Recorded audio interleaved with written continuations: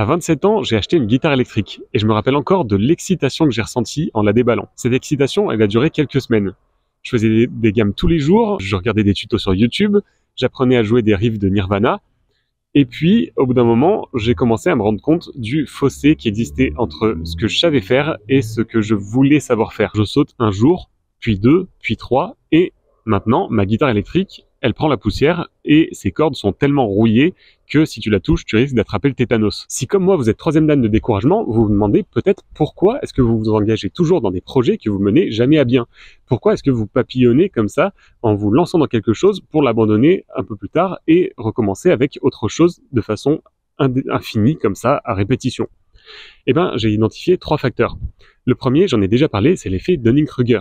Quand on commence à s'intéresser à un sujet, on se rend compte qu'il est beaucoup plus complexe que ce qu'on imaginait au départ quand on n'y connaissait rien. La deuxième chose, et c'est sûrement le facteur le plus important, c'est que la motivation, ça dépend du contenu de ce qu'il y a dans la tête. Au début, vous trouvez un intérêt à ce que vous faites. Et puis, petit à petit, vos pensées, elles shiftent et elles commencent à s'intéresser plutôt aux obstacles. Tout le plaisir que vous aviez au départ commence à être remplacé par la corvée. Le truc, c'est, voilà, ça devient un travail, ça devient fastidieux pour finalement pas beaucoup de plaisir. Le cerveau est pas bête, hein, dans ces cas-là, il change, sa motivation, elle disparaît. Le troisième facteur, c'est l'aspect plutôt émotionnel de la motivation. Il y a un lien très fort entre motivation et émotion.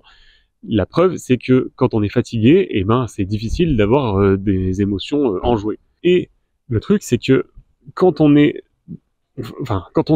se lance dans un projet à long terme, il y a forcément un moment où on va avoir un coup de mou. Et à ce moment-là, si on écoute son émotion, on laisse tomber. Mais le pourquoi, à la limite, on s'en fout. Ce qui compte, c'est le comment. Comment arrêter de papillonner d'un projet à un autre comme ça, indéfiniment. Et il y a plein de techniques qui existent. Par exemple, je pense au nudge.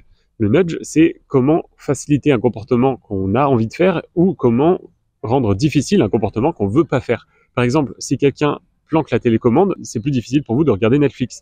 Et si, à l'inverse, vous pensez à préparer votre sac de sport la veille, eh ben, c'est plus facile le lendemain d'aller à votre entraînement, puisque le fait de faire votre sac, c'est un obstacle de moins sur la route qui mène au comportement que vous voulez mettre en œuvre. Je vais pas approfondir le nudge parce que ça mérite une vidéo juste pour ce concept. C'est trop intéressant. Et je vais me concentrer sur 2 techniques. La première, c'est d'arrêter de compter sur votre motivation. La motivation, il faut voir ça comme une étincelle.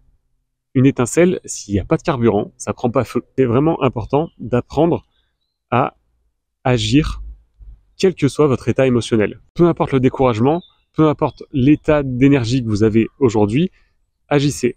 Et évidemment, il y a des trucs où il faut être raisonnable. Par exemple, vous allez à la salle de sport. Un jour, vous êtes crevé, voire même vous êtes malade. Vous savez pas si c'est bon pour vous d'y aller ou pas.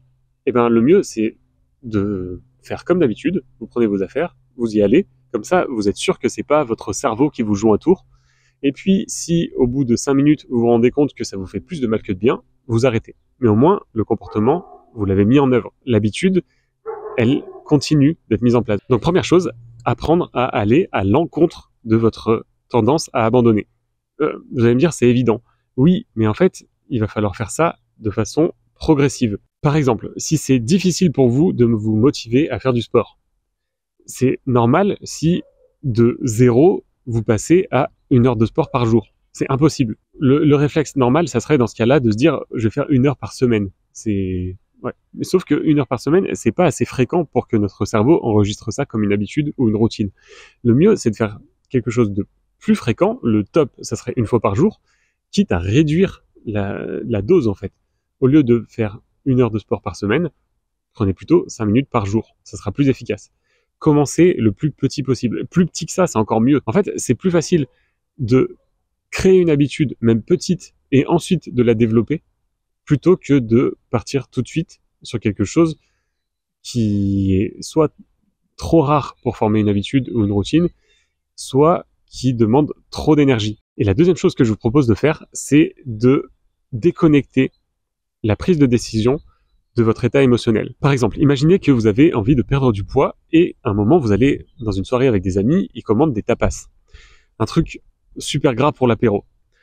À ce moment-là, c'est facile de craquer. Vous avez l'estomac qui gargouille, et là, les pensées qui vont surgir dans votre tête, ce ne sera pas des pensées rationnelles. Elles vont dépendre de votre état du moment. Vous avez faim, du coup, vous allez vous dire si je craque pour un truc, c'est pas grave, et puis au pire, eh bien, je compenserai demain en sautant un repas. Ne faites pas ça. Sur le moment, il ne faut pas craquer. Vous avez le droit d'ajuster votre discipline, les règles que vous vous imposez, mais il faut le faire à un moment où il n'y a pas de tentation. Par exemple, je vais reprendre le sport. Aller à la salle, ça peut être quelque chose de vraiment très ennuyeux. Et vous avez le droit de changer d'activité. Vous avez le droit d'abandonner cette activité-là. Mais pour ça, il ne faut pas le faire au moment, le soir, quand vous rentrez du boulot et que vous aviez prévu d'aller à l'entraînement. Parce que si c'est ça, ça veut dire craquer.